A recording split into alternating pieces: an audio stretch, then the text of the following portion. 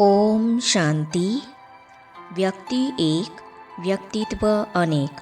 इस पुस्तक में आज हम पढ़ेंगे आदर्श व्यक्तित्व का स्वरूप आदरणीय जगदीश भाई साहब। इस विषय पर अपनी अलौकिक नौकरी करते भ्राता जगदीश जी के साथ दिन रात ऑफिस के कार्य में सहयोगी शक्तिनगर के ब्रह्मा कुमार राकेश भाई जी उनके साथ के अपने अनुभवों को इस प्रकार हमारे साथ बांट रहे हैं। तो चलिए आज हम इसे पढ़ते हैं। आदर्श जीवन बनाना एक बहुत गहन तपस्या है। आदर्शों का वर्णन करना बहुत सहज और सरल है, परंतु स्वयं को उन वर्णित आदर्शों पर चलाना एक कड़ी तपस्या है। जीवन तो सभी जी रहे हैं, परंतु जीवन को महानता की सीढ़ी पर चढ़ाना यह एक कठिन तपस्या है। आदर्शों का वर्णन करना अलग बात है, परंतु स्वयं को औरों के लिए आदर्श मूर्त बनाना, अनेकों का उन आदर्शों पर चलना सहज कर देना, यह उससे भी ऊंची बात है। ऐसी ही एक महान व्यक्तित्व तथा सर्व के लिए आदर्श मूर्त थे आदरणीय जगदीश भाई साहब। त्याग, तपस्या, सेवा की प्रतिमूर्ति थे। ब्रह्मा बाबा को फॉलो कर उनके प्यार का सबूत देने वाले सपूत थे आदरणीय जगदीश भाई साहब। इस दुनिया में बड़े बड़े विद्वान हुए हैं, दार्शनिक हुए हैं, वैज्ञानिक हुए हैं, परंतु तीनों ही विशेषताएं एक ही व्यक्ति में दिखाई दे, ऐसे ही व्यक्तित्व वाले थे भ्राता जगदीश जी। आज सर्वदेवी परिवार के लिए आदर्श बन चुके जगदीश भ्राता जी शरीर तजने के बावजूद भी सर्व ब्राह्मणों के दिल में अमर स्थान बनाए हुए हैं। अपने सुंदर लेखनी के माध्यम से आज भी वे जीवित हैं। गंभीरता और रमणीकता, लव और लॉ का बैलेंस रखने वाले, सहयोग और स्नेह की प्रतिमूर्ति आदरणीय भाई साहब संपूर्ण ब्राह्मण परिवार के लिए प्रेरणा स्रोत है। उनके सानिध्य में 15 वर्षों तक रहने का सौभाग्य इस आत्मा को भी प्राप्त हुआ। अनुकरणीय जीवन था उनका। मैं 1986 में ज्ञान में आया। आते ही ज्ञान और ज्ञानदाता तथा समय की समीपता पर निश्चय हो गया था। कोर्स करते करते ही ईश्वरीय नियमों तथा मर्यादाओं के प्रति दिल में महत्व उतर गया और उसी समय से ही उनका पालन करते हुए एक नए जीवन की शुरुआत हो गई। धीरे धीरे बहनों के द्वारा जगदीश भाई साहब के विषय में सुनने को मिलता रहा। ब्रह्मा बाबा की जीवन कहानी सुनकर और पढ़कर बहुत नशा चढ़ा कि मैं आदि देव व आदि देवी अर्थात मम्मा की संतान हूँ। नशे के साथ साथ रह रहकर एक पीड़ा भी अंदर में होती थी कि काश मैं भी मम्मा बाबा की साकार उपस्थिति में आ जाता। यह कैसी कल्प कल्प की नींद हो गई। बार बार यह सोचकर नयन गीले हो जाते थे और दिल भर आता था, परंतु कोई उपचार तो था नहीं, क्योंकि ड्रामा एक्यूरेट है। जब प्रथम बार भ्राताजी से बहनों ने मिलवाया, उस घड़ी उनकी अलौकिक छवि, उनका व्यक्तित्व एक खुली किताब के समान दिखाई दिया। जीवन का मार्ग स्पष्ट हुआ। योगी जीवन का अनुशासन क्या होता है, यह भी स्पष्ट हुआ। ईश्वरीय नियमों व मर्यादाओं के प्रति सम्मान कैसे करना होता है, ये भी ज्ञात हुआ। कहने का भावार्थ यह है कि ईश्वरीय जीवन में कैसे चलना है, ये सब सहज समझ में आ गया, बिना उनसे कुछ पूछे। भ्राता जी का विशेष अटेंशन रहता था कि जैसा कर्म मैं करूँगा, मुझे देख और करेंगे। प्यारे ब्रह्मा बाबा को फॉलो करते हुए सभी को यही प्रेरणा देते रहे। त्याग, तपस्या और सेवा का अनूठा संतुलन उनके जीवन में देखा। योग्य बनाने की कला। एक छोटी सी योग्यता के कारण मेरा उनके संपर्क में आना हुआ। जब मुझे ये ज्ञान प्राप्त नहीं हुआ था, तब मैंने अनचाहे रूप से 15 दिन टाइपिंग स्कूल में जाकर टाइपिंग सीखी।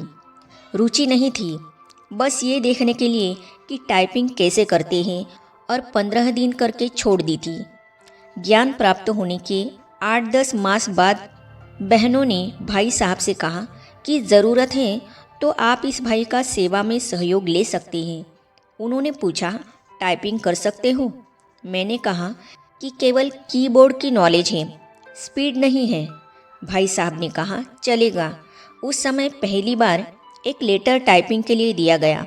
मैंने एक आधा घंटे में टाइप किया। वो तब भी खुश हुए। कहा ठीक है। फिर धीरे धीरे कारोबार बढ़ता रहा और टाइपिंग स्पीड भी बहुत अच्छी हो गई। इस बात में मैंने महसूस किया कि भाई साहब के कारण बाबा मुझ आत्मा को बहुत बहुत मदद करते रहे। यह दृष्टांत मैंने इसलिए बताया कि उनके अंदर के धैर्य को देख मैं विस्मित होता था। उन्हीं के धैर्य की शक्ति थी जिस कारण मैं आत्मा भी अपनी योग्यता को बढ़ाने में उत्साहित रही। सेवा का महत्व बताते थी। भ्राताजी में ये विशेषता थी कि सेवा के हर कार्य को परफेक्शन अर्थात परिपूर्णता से करती थी और करवाते भी थे। लेटर टाइपिंग हो या कारोबार से संबंधित कोई भी कार्य, जब तक वो संतुष्ट नहीं हो जाती थी तब तक एक ही चीज़ अर्थात मैटर को बार बार टाइप करना पड़ता था, क्योंकि उन दिनों 1986-87 में मैनुअल टाइपराइटर होती थी। उनका मानना था कि ये भगवान के यज्ञ का कारोबार है, यहाँ से परफेक्ट लेटर ही जाना चाहिए। मैं कहता था कि भाई साहब, आप चाहे 100 बार एक ही मैटर टाइप कराएं, मेरे लिए तो भाग्य ही है। मेरे भाग्य का मीटर तो चालू रहता है। चाहे एक ही चीज़ 100 बार कराए, चाहे 100 लेटर टाइप कराए, लेकिन मेरा तन मन समय और श्वास सब सेवा में ही तो रहता है। तब वो बहुत स्नेह भरी मुस्कान से मेरी ओर देखते और मैं भी एक मीठी सी मुस्कान देते हुए सेवा में तत्पर रहता था।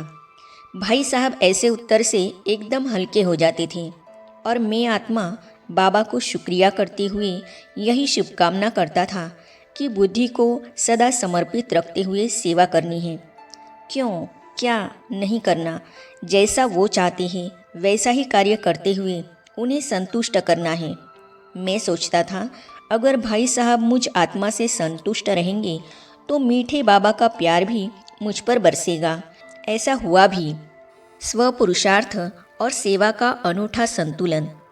मैंने व्यक्तिगत तौर पर महसूस किया कि सेवाओं की इतनी जिम्मेवारी होते भी तथा सेवा में इतना व्यस्त होने के बावजूद भी उन्होंने कभी स्वपुरुषार्थ नहीं छोड़ा, अर्थात स्टूडेंट लाइफ को अंत तक निभाया।